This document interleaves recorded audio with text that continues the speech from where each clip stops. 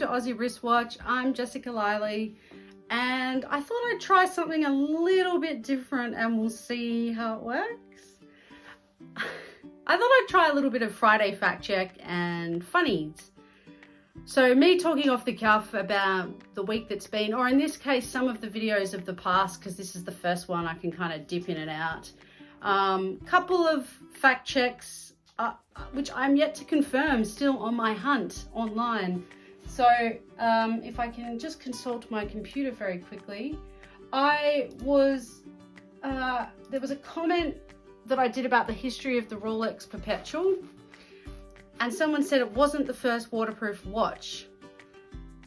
I don't know if that's correct or not, because everything I've found, at least on a very quick search on the internet, of course, everything there is true, we know that. But notwithstanding it might take you months to just verify anything that's on Wikipedia, I still rely on it a lot. And there's also many other articles that say the world's first waterproof watch was the Rolex Oyster, being firstly waterproof and dustproof. So in terms of a fact check, I'm gonna have to still go with that. So if the person who kindly made that comment does actually want to add where they think the first waterproof watch came from, please let us know, and let's clarify that point, or if anyone else knows for that matter.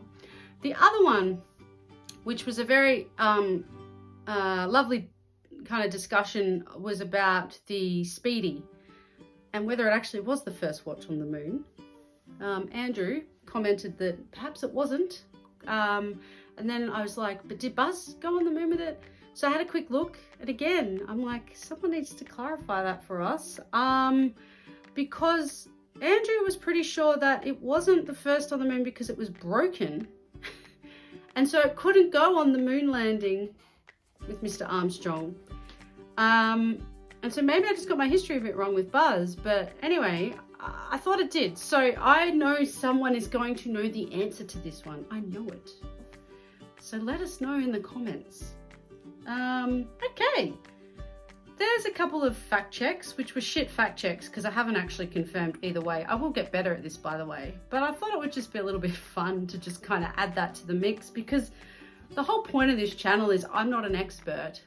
I'm having some fun. I'm trying to learn something in the process. So if I get stuff wrong, like in my Rolex rant where people, this is the funny stuff, people had some amazing comments about that. People had some comments that were just personal, which, hey, I'm on the internet. I started a YouTube channel. I'm going to expect to get shit thrown at me. But calling me a whiny little bitch or entitled or self-obsessed because I'm talking about a bad customer service experience, sure. If that's your view, fine. It's a little bit fucking rude, but anyway. I'm like, I wonder if I'd be called whiny if I was a dude talking about my experience. Probably not. But the females out there know that that's a discussion for another day. What I will say on that though is, yeah, I'm a little entitled because I'm going to a Rolex store, guys. It's an expensive watch by any means of the imagination. So there's going to be an expectation there. And I think we should all have that expectation. But enough on that. Actually, I've told people, I had one guy say I swear too much, so that was funny. But in that Rolex rant, I talked about the Megas, which still, in my humble opinion, is an ugly watch. And it's subjective, right? Because we all find different watches ugly or pretty. That's why we all wear different watches. So, oh my God, the people who were like so offended by that I refused to buy a watch I didn't like. Really? But I did say it was about 20 grand. I did look it up and it wasn't 20 grand. I corrected that in the notes of that video. If something like that happens again, I'm happy to correct it in the notes, guys. And apologies in advance when I get stuff like that a little bit wrong. The world's not gonna end. It's part of the learning. I'm happy to accept when I'm wrong. But yeah, I mean, let's just have some fun here. Let's keep it clean. Let's keep it fun. If you want to have a crack at me in the comments, I mean, like I said, I started a channel, I'm online, so it's par for the course in some respects, but let's not make it personal if we don't have to. Let's just have a bit of fun with it. I'm actually still surprised at the Rolex videos. all jokes aside, about 80% of the comments have been positive. When I say positive, they haven't had a crack at me. They've actually been like, yeah, that's been my experience. This is a bunch of BS. I can't believe that we all put up with this.